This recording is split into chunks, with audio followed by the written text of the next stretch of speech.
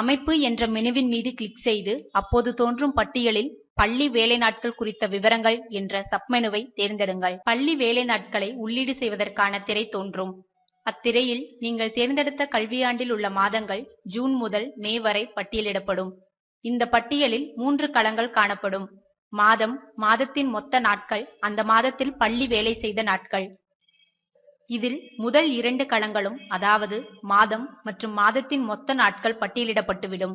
அந்தந்த மாதங்களில் பள்ளி வேலை செய்த நாட்கள் எத்தனை என்பதை மட்டும் உள்ளீடு செய்து சேவ் பட்டனை கிளிக் செய்யுங்கள். இந்த பட்டியலில் கல்வியாண்டின் அனைத்து மாதங்களும் பட்டியலிடப்படும் என்ற போதிலும் அந்தந்த பருவ முடிவில் அந்த பருவத்திற்கு உட்பட்ட மாதங்களுக்கு மட்டும் வேலை நாட்களை உள்ளீடு செய்தால் போதும்.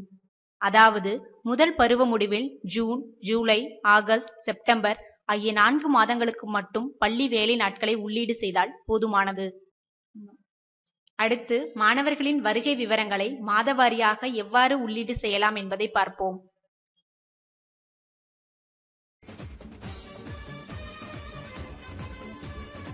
பகிர்வும் மதிப்பீடும் என்ற மெனு மீது கிளிக் செய்து மாணவர் வருகை பதிவேடு என்ற சப்மெனுவின் மீது கிளிக் செய்தால் மாணவர் வருகை விவரங்களை உள்ளீடு செய்ய தேவையான திரை தோன்றும். இத்திரையில் வகுப்பு, பிரிவு ஆகியவற்றை தேர்வு செய்தவுடன் மாணவர் பெயர் பட்டியல் தோன்றும். இந்த பட்டியலானது வரிசை எண், பெயர், குறிப்பிட்ட பருவத்திற்குரிய மாதங்கள் ஆகிய களங்களை கொண்டிருக்கும்.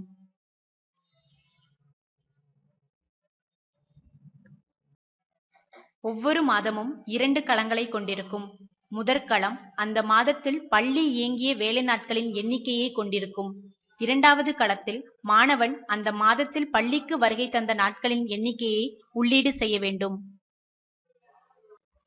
பொதுவாக பள்ளிகளில் மாணவன் சேர்ந்த நாளிலிருந்தே அவரது வருகை சதவீதம் கணக்கிடப்படுவது வழக்கமாக உள்ளது.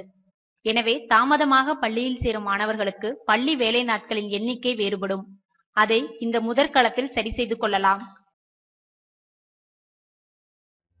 இந்த திரை முதலில் தோன்றும் போது நீங்கள் பள்ளி வேலை நாட்கள் விவரம் என்ற திரையில் உள்ளீடு செய்த விவரங்களை அடிப்படையாக கொண்டு பள்ளி வேலை நாட்கள் தோன்றும்.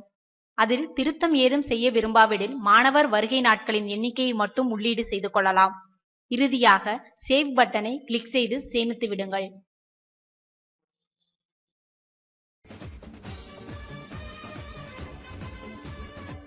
அறிக்கைகள் என்ற மெனு மீது கிளிக் செய்து அப்போது தோன்றும் பட்டியலில் பருவ இறுதி அறிக்கை வகுப்பு வாரியாக என்ற சப்மெனு மீது கிளிக் செய்யவும். வகுப்பாசிரியர் பதிவேட்டிற்கான திரை தோன்றும். இந்த திரையில் வகுப்பு, பிரிவு ஆகியவற்றை தேர்ந்தெடுத்தவுடன் வகுப்பாசிரியர் பதிவேட்டிற்கான விவரங்கள் பட்டியலிடப்படும். இதில் கல்வித்துறை வரையறுத்துள்ளவாறு அனைத்து விவரங்களும் இடம்பெற்றிருக்கும்.